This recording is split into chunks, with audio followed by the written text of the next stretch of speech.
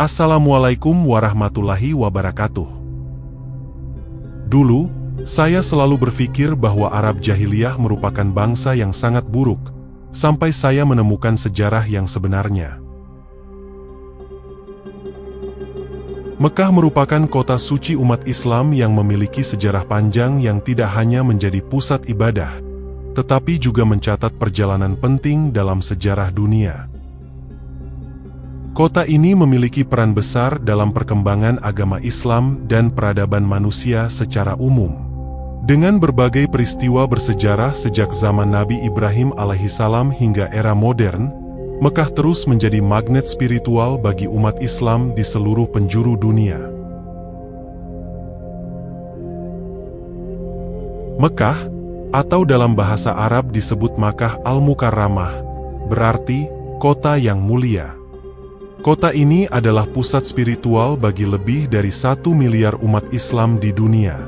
Sebagai salah satu kota tertua di dunia, Mekah terletak di wilayah Provinsi Mekah, Arab Saudi, sekitar 72 km dari kota pelabuhan Jeddah di pesisir Laut Merah. Secara geografis, Mekah berada di sebuah lembah kecil yang dikelilingi pegunungan dengan ketinggian sekitar 277 meter di atas permukaan laut. Kota ini dikenal sebagai tempat berdirinya Ka'bah, bangunan suci yang menjadi kiblat umat Islam dalam melaksanakan salat. Selain itu, Gua Hira yang terletak di Jabal Nur merupakan tempat di mana Nabi Muhammad SAW menerima wahyu pertama dari Allah Subhanahu wa Ta'ala melalui malaikat Jibril. Sebagai kota kelahiran Nabi Muhammad SAW, Mekah menjadi saksi perjalanan hidup beliau yang penuh perjuangan dalam menyebarkan ajaran Islam.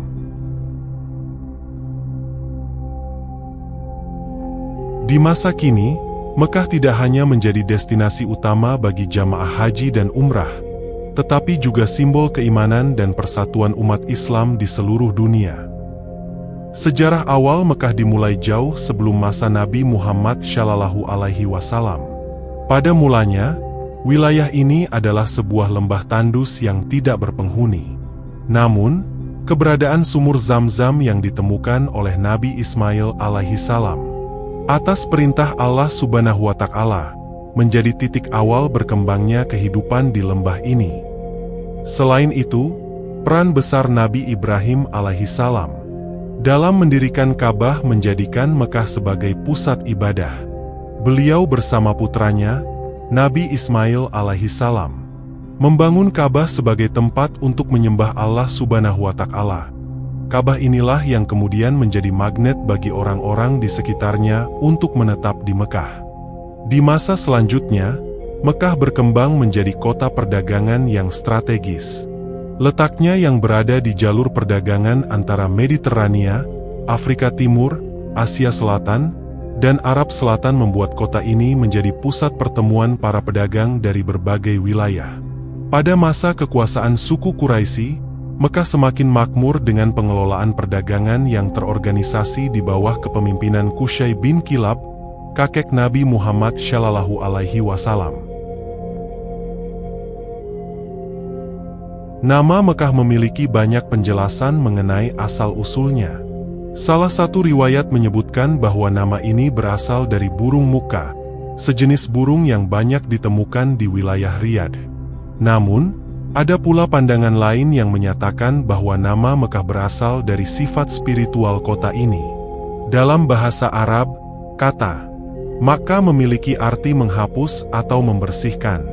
Hal ini merujuk pada keyakinan bahwa kota ini dapat membersihkan dosa-dosa para peziarah yang datang untuk beribadah di Ka'bah. Mekah juga disebut sebagai tempat di mana berbagai bentuk kezaliman dihapuskan, menjadikannya sebagai kota suci yang membawa kedamaian dan keberkahan. Riwayat lain menyebutkan bahwa Mekah juga dikenal dengan nama Bakkah, yang berarti tempat berkumpul. Nama ini relevan dengan fungsi Mekah sebagai pusat pertemuan umat manusia dari berbagai penjuru dunia untuk melaksanakan ibadah haji. Asal-usul nama Mekah ini memperlihatkan betapa istimewanya kota ini dalam sejarah peradaban manusia. Perjalanan sejarah Mekah mencapai puncaknya pada masa Nabi Muhammad Shallallahu Alaihi Wasallam. Salah satu peristiwa penting yang terjadi di kota ini adalah pada tahun 571 M, yang dikenal sebagai Tahun Gajah. Tahun ini dinamakan demikian karena pasukan Abraha dari Yaman, yang menggunakan gajah mencoba menghancurkan Ka'bah. Namun, serangan tersebut digagalkan oleh Allah Subhanahu wa Ta'ala dengan mengirimkan burung ababil yang membawa batu-batu panas untuk menghancurkan pasukan tersebut. Nabi Muhammad Shallallahu Alaihi Wasallam lahir pada tahun yang sama. Beliau tumbuh besar di kota ini dan mulai menerima wahyu dari Allah Subhanahu wa Ta'ala pada usia 40 tahun. Ajaran Islam yang beliau bawa mengajarkan tauhid dan menentang penyembahan berhala yang telah menjadi tradisi masyarakat Mekah saat itu. Namun, perjuangan beliau tidaklah mudah. Penduduk Mekah yang merasa terganggu oleh ajaran Islam melakukan berbagai tekanan kepada Nabi Muhammad dan para pengikutnya. Akibatnya, pada tahun 622 M, Nabi Muhammad Shallallahu Alaihi Wasallam dan para sahabatnya berhijrah ke Madinah, sebuah peristiwa yang menjadi awal dari kalender Islam. Pada tahun 8H atau 630 M, Nabi Muhammad Shallallahu Alaihi Wasallam kembali ke Mekah dalam peristiwa yang dikenal sebagai Fathul Makkah. Penaklukan kota ini dilakukan dengan damai tanpa pertumpahan darah. Peristiwa ini menjadi tonggak sejarah dalam penyebaran Islam dan mengukuhkan Mekah sebagai pusat peradaban Islam. Pada abad ke-16, tepatnya tahun 1517, Mekah berada di bawah kekuasaan Turki Utsmani, sebuah kekhalifahan besar yang berpusat di Konstantinopel, sekarang Istanbul.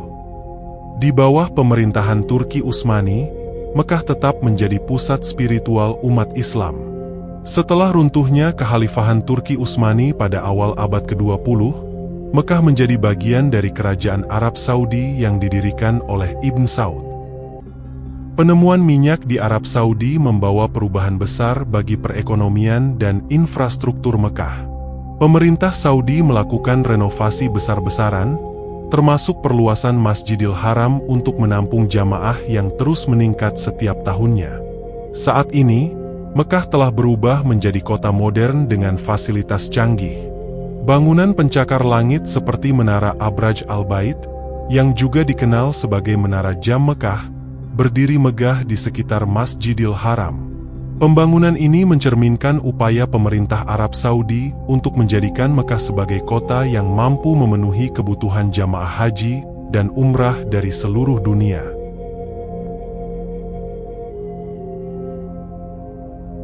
Menurut bahasa, Arab artinya padang pasir, tanah gundul dan gersang yang tiada air dan tanamannya.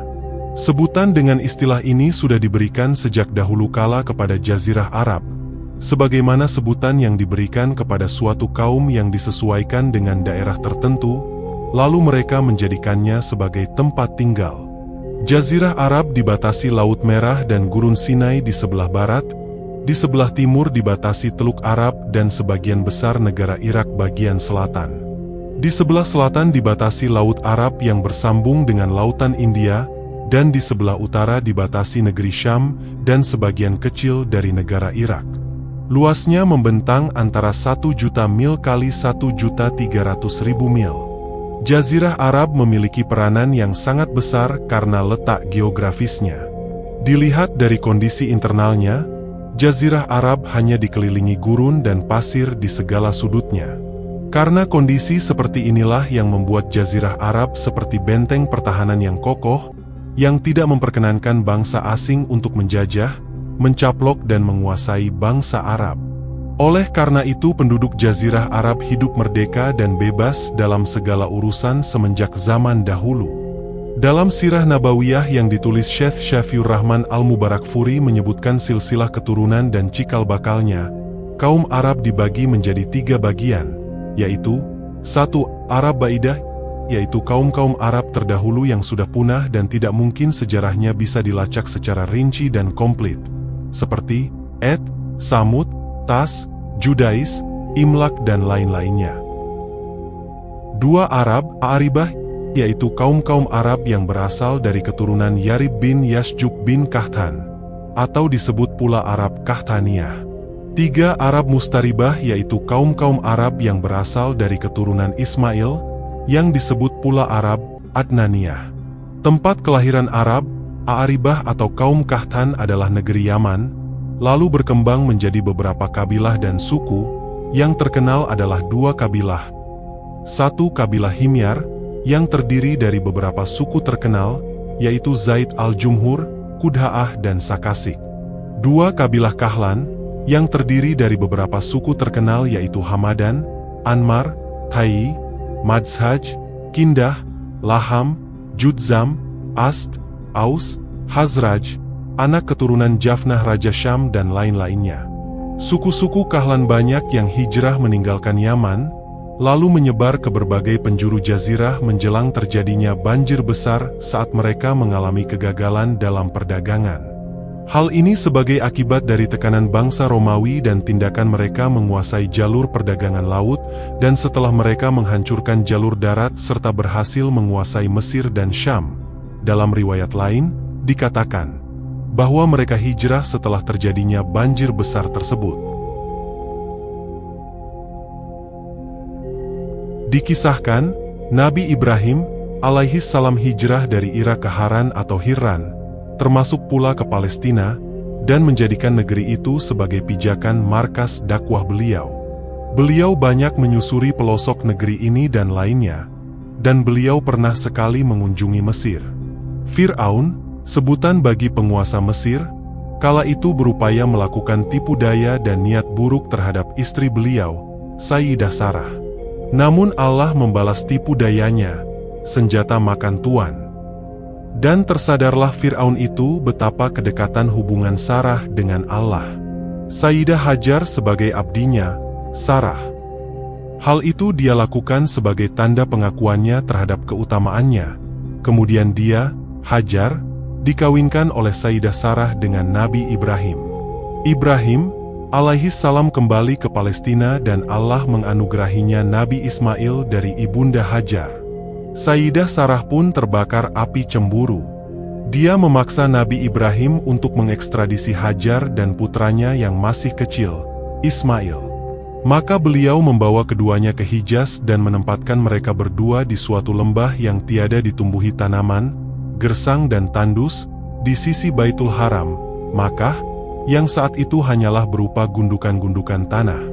Rasa gundah mulai menggayuti pikiran Ibrahim, beliau menoleh ke kiri dan kanan, lalu meletakkan mereka berdua di dalam tenda, di atas mata air Zam-Zam, bagian atas masjid. Dan pada saat itu tak ada seorang pun yang tinggal di Makkah dan tidak ada mata air. Beliau meletakkan di dekat mereka kantong kulit yang berisi kurma dan wadah air. Setelah itu beliau kembali lagi ke Palestina. Berselang beberapa hari kemudian, bekal dan air pun habis. Sementara tidak ada mata air yang mengalir. Di sana tiba-tiba mata air Zam-Zam memancar berkat karunia Allah, sehingga bisa menjadi sumber penghidupan bagi mereka berdua hingga batas waktu tertentu. Kisah mengenai hal ini sudah banyak diketahui secara lengkapnya. Asal-usul Quraisy sendiri berasal dari suku Kinanah bin Huzaimah. Dari Kinanah inilah muncul Quraisy, yaitu anak keturunan Fihr bin Malik bin An-Nadhar bin Kinanah.